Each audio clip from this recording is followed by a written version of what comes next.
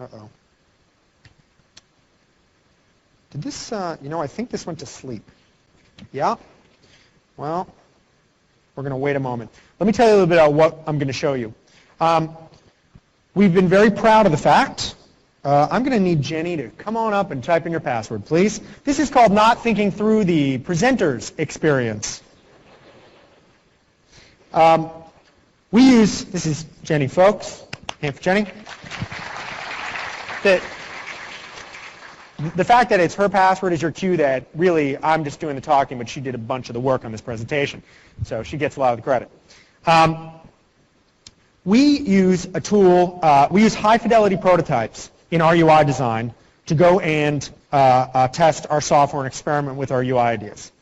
We believe, frankly, that Avalon as a platform for building UI is going to be so flexible over time that we're going to be able to do our prototyping right there. This happens to be a prototype that's built in Director, which is a fantastic tool that our product designers use to go and mock up what the interaction, the experience is going to be.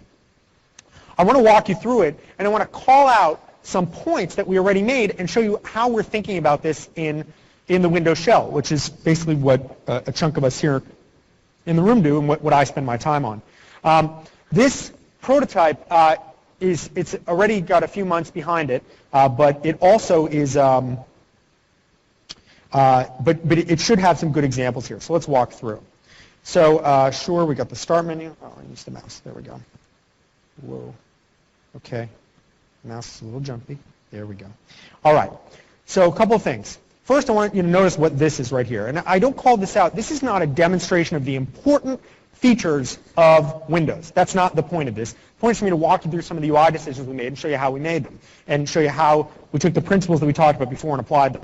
So this is an example of building a playback part right there in the sidebar. And anybody could go build one of these. But the interesting thing about it is, I want you to notice what happens as I hover over. You get this visualization of the audio coming out of your system when I'm not hovering over, but when I hover, all of a sudden the controls and the text are there. Reducing the clutter on the screen, taking things away until the user is right there is actually a very powerful thing. It's one way, one technique that we use to go make things simple and powerful. Simple is, hey, not a lot of stuff going on. Powerful is, when I'm there, hey, everything's there. And it's just a tiny little example, but I show it to you to illustrate the kind of things we're talking about. All right, so now let's dive into to storage here. So here we are in this sort of root storage place. Notice, by the way, again, a simple little thing about thinking about how users think about the software in front of them in their environment. This window is maximized. You may have seen some of the transparency effects that are currently in the current iteration of the look and feel. Watch what happens when I restore this window. Then it gets transparent.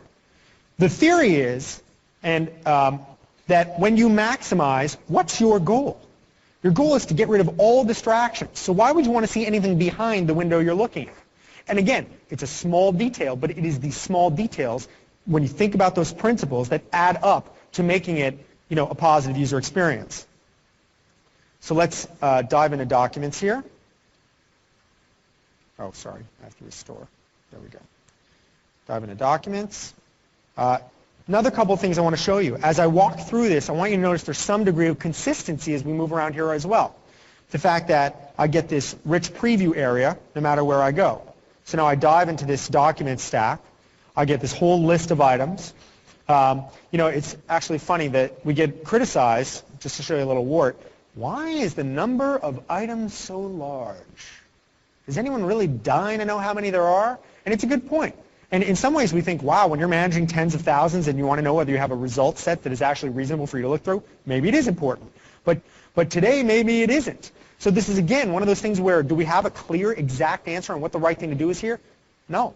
No, we don't know yet how big to make that information, how prominent to make it on the user's landscape. But we're going to test. And in fact, the funny thing is that users' interaction, when we get this right in Longhorn together, and users are managing not 1,000 items on their PC and with your software, not 10,000, but hundreds of thousands of pieces of information, this may be critical. And so, in fact, the user's expectations and their goals may really change over time. That's really a hard puzzle to figure out when you're trying to ship software. How do have the software evolve over time there, but these are the things we have to consider in making these trade-offs. Notification. So part of the platform we're building enables this. This is a common notification service.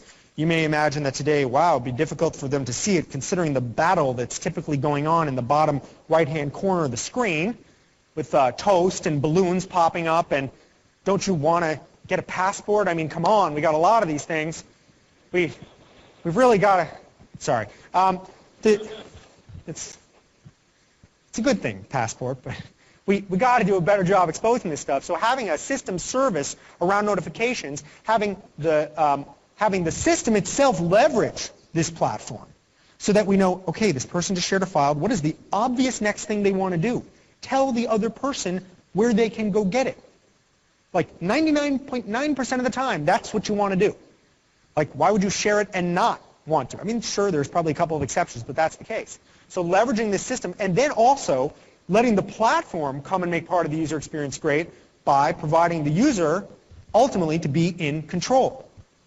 So hopefully we go and choose the right set of default behaviors. And I don't mean just Windows, I mean we. When you use the notification system, you think very carefully about what you really need to notify the user about. But once that's done, and hopefully we get the defaults right, hopefully that's great for 60, 70, 80% of the customers. But there's some population that says, please, it's my machine, I paid for your software, put me in charge. Don't baby me. No problem.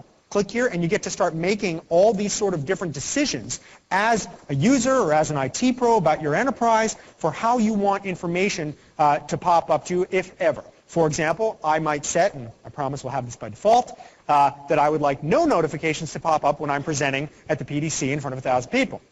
That would be a setting that I would like. I will tell you just, I'll tell you just a quick anecdote. I was doing a press tour for an old product I worked on, and I was using my laptop to demonstrate this new product to a room full of 15, 20 reporters, and my mother IM'd me. She's like, hey, how you doing? And I was like, oops, I forgot to log out of Messenger. I have my full screen demo running here. I don't know why it's not smart enough to know that, but okay, the system is not quite there yet. And then I made the mistake of not responding to my mom. I'm at work. I'm doing, we have it's a professional situation. Press in the room. I'm demonstrating the software. To which all the reporters said, oh, how shameful. You're going to ignore your mother? So then my mom and I proceeded to have an instant message conversation in front of the gathered press, where hopefully I redeem myself as not being cold-hearted and caring about my mom. All right, so just a little example of how we can do better. All right, so we click on this here, and what happens? This, again, is another one of these views.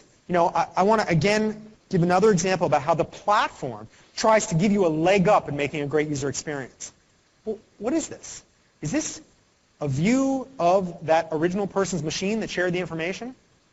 Not really. This is actually a dynamically generated view of all the files that that person has shared with me. When I think about the files that someone shares with me, I don't think about which machine it was shared from. I think about the person who shared it. And it may be a week after the fact, and I have now forgotten the path to that file. I should be able to just click on the person and say, please, show me all the items this person has shared with me. Or even the reverse, show me all the items I've shared with this person, and be able to create one of these dynamic views on the fly. And again, even though I am showing it to you in the shell, that's not where we're most excited to see it. You can have these right inside your applications. Whether you want to leverage the common controls to go and use our UI facilities to do it that are part of Avalon, or just talk straight underneath the common controls at that layer of Avalon and go create your own rich, fantastic, powerful views on top of this information. And that's how we've layered the architecture. But again, the goal here is to give you guys a leg up in making this user experience great. And I want to show you why we made these decisions. It wasn't technology for technology's sake. It was about bringing these new scenarios to life as well as making them show up in a way that's fantastic for people.